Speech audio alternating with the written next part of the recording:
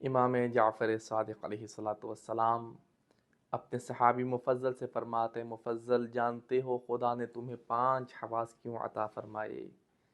آخر کیا ایسا تھا کہ خدا نے حواس کو 6 نہیں بنایا، خدا نے حواس کو 4 نہیں بنایا، خدا نے حواس خمسہ کی شکل میں 5 حواس تمہیں عطا فرمائے؟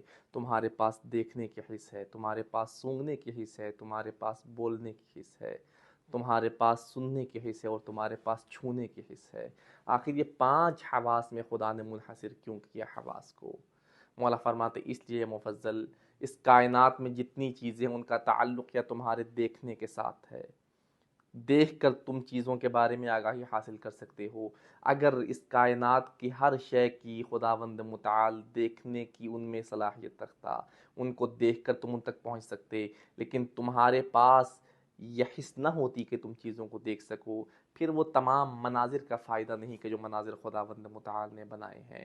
اسی طرح اگلے سٹیپ میں تم کسی بھی شے تک پہنچنے کے لیے خدا نے ہر شے میں کوئی نہ کوئی اسمیل رکھی ہے، ہر شے میں کوئی نہ کوئی بو ہے، کسی کی خوشبو ہے، کسی کی کسی طرح کی اسمیل ہے۔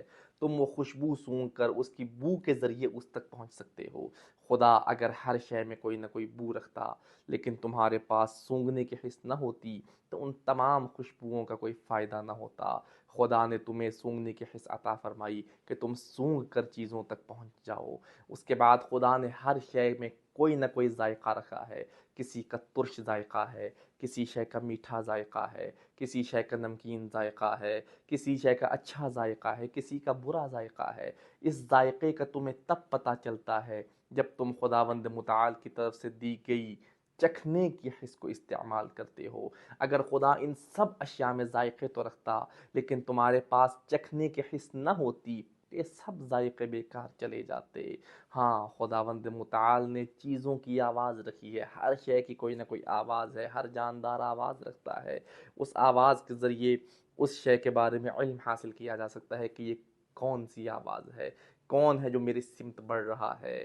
اس آواز کے ذریعے سے تمہیں یہ پتہ چلتا ہے کہ یہ میری طرف جو آ رہا ہے میرا دوست آ رہا ہے یا میرا دشمن آ رہا ہے، میرے فائدے کی شے میری طرف آ رہی ہے، میرے نقصان کی شے میری طرف آ رہی ہے۔ تو اس آواز کو اگر خدا ہر شے میں رکھتا، تمہارے پاس سننے کی حس نہ ہوتی تو اس آوازوں کا کوئی فائدہ نہ ہوتا۔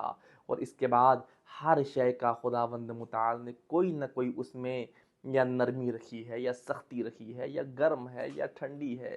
جن چیزوں کو تم تب تک محسوس نہیں کر سکتے تھے جب تک تمہارے پاس چھونے کی حس نہ ہوتی۔ خدا نے تمہیں چھونے کی حس عطا فرمائی تاکہ تم ان تمام چیزوں کے بارے میں علم حاصل کرو، کون سی شے نرم ہے، کون سی سخت ہے، کون سی ٹھنڈی ہے، کون سی گرم ہے۔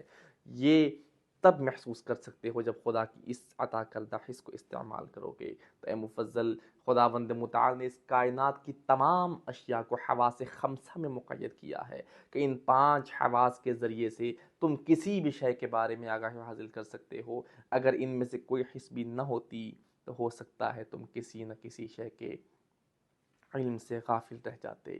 تو خداوند متعال نے تمہیں غافل نہ رکھنے کے لیے تمہیں 5 حواس عطا فرمائے کہ تم ان 5 حواس کو استعمال کرو اور خداوند متعال کی طرف سے عطا کردہ نعمتوں کے بارے میں علم حاصل کر کے خدا کا شکر بجا لاؤ۔